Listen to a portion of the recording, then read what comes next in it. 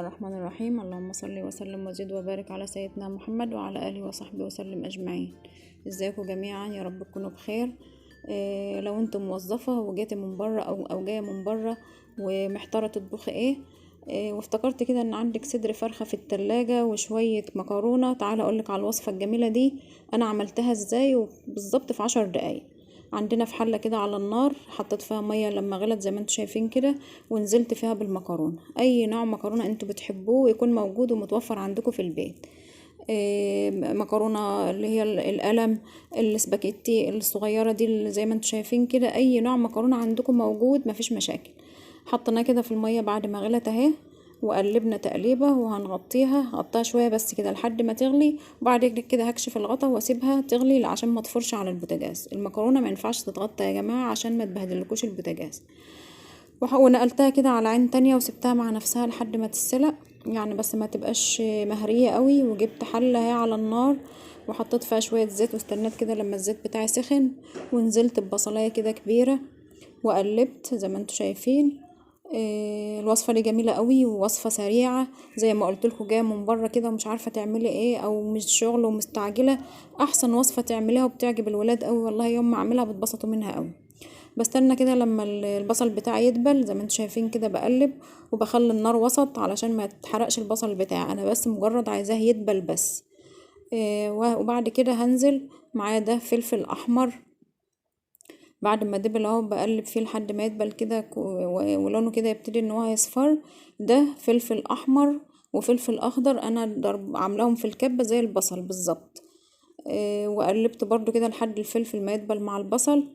وهنزل بعد كده، انا فرمت الفراخ بتاعتي في الكبة، ولحد ما بقت كده ناعمة خالص، ما تبقاش كده فيها حتت كده ولا كتل ولا حاجة.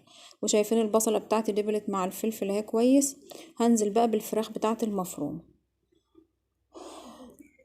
الفراخ دي صدور، يعني انا زي ما قلت لكم كان عندي صدر كده في التلاجة.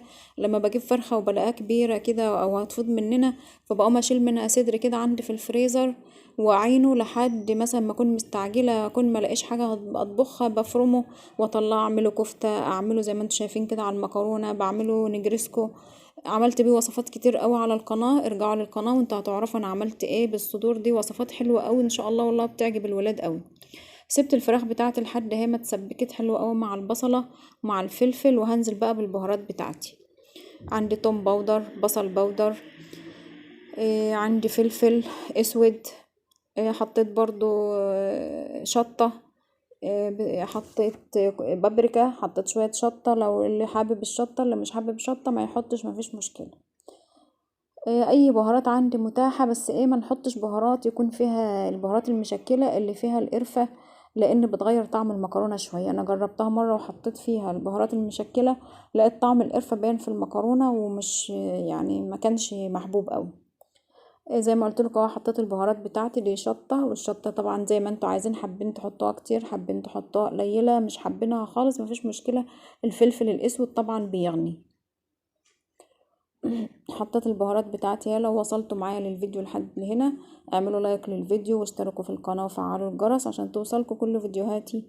وانا بشكر كل اللي دخل في القناه واشترك في القناه وعلق لي تعليقات حلوه. بصراحه والله يعني بقيت فرحانه قوي قوي، دخل لي ناس جديده اليومين دول وبقيت مبسوطه بيهم قوي. يعني ربنا يفرحهم زي ما فرحوني اللي بيدخلوا ويعلقوا لي دول، وانا متشكره قوي لتعبهم والله بجد. ويا ريت كده دايما كده تعلقوا لي بتعليقات حلوه، ولو عايزين اي وصفه قولوا لي عليها وانا هعملها لكم. بقلب كده في الفراخ بتاعتي لحد ما افككها كلها من بعض، ما تبقاش كده كتل، لازم تبقى مفككه من بعض كده وتتسبك زي ما قلت لكم حلوه قوي مع البصله والفلفل والبهارات بتاعتي. ريحتها طالعه والله يا جماعه تحفه. نزلت بقى كده بدورق عصير طماطم، وحاطه في عصير الطماطم بنجر. زي ما قلت لكم قبل كده انا بحب لما بعصر عصير الطماطم احط فيه بنجر عشان يعلي الفايده بتاعته، واللون بتاع المكرونه بيبقى جميل، وطعمها برضو بيبقى حلو قوي. يعني انا حاطه البنجر مفرزاه في الفريزر، وساعه ما اجي اعصر اي طماطم بطلع حته من الفريزر احطها معاه. بغطي كده بقى على الفراخ بتاعتي واسيبها لما تتسبك الطماطم كويس. زي ما انتوا شايفين كده. شكلها والله جميل والطعم جميل جميل، هيعجبكم ان شاء الله. جربوه قولوا رأيكم فيها ايه. بعد كده جبت المكرونة بتاعتي، انا طبعا سلقتها وطلعتها في مصفى وصفيتها وسبتها شوية كده لما اتصفت، وغسلتها بالمية، وقمت نازلة بيها حطيتها بقى على النار، ونزلت بقى بالخليط بتاعي، الفراخ بالصلصة بالبهارات اللي انا عملته، وقلبت كده كويس قوي كله مع بعضه. وهسيبها بقى، هغطيها كده واسيبها على نار هادية بالظبط 5 دقايق تاخد وتدي مع بعض كده، والمكرونة تشرب من البهارات وكده. غطيتها اهو، وده شكلها في النهاية زي ما انتوا شايفين، طالعة جميلة وزي ما انتوا شايفين كده جوسي كده مش ناشفة، والفراخ طعمها تحفة يا جماعة، والله وصفة جميلة وهتعجبكم ان شاء الله. جربوها كده وقولوا لي رأيكم فيها ايه، وان شاء الله تعجبكم بإذن الله. زي ما قلت لكم ما تنسوش تعملوا لايك للفيديو وتشتركوا في القناة وتفعلوا الجرس، وتعليق منكم حلو كده يدعمني كده وبرفع من معنوياتي بصراحة لما تكتبوا لي تعليق حلو، وببقى فرحانة قوي وبتعرف على ناس جديدة بدخل لها وهي بتدخل لي، فان شاء الله نساعد بعض كده وقنواتنا كده تشتهر ونستفيد من بعض ان شاء الله.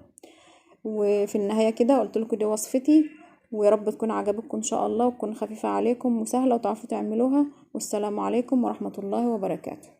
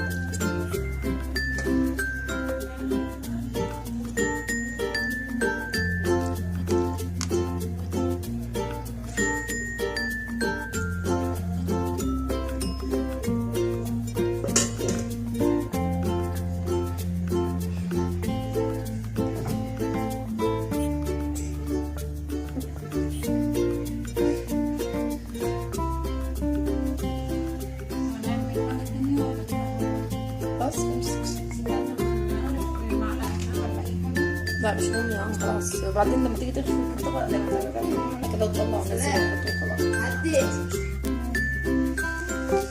ناكل الطبق اللي انت عم تطلع حوالي 0 دقايق.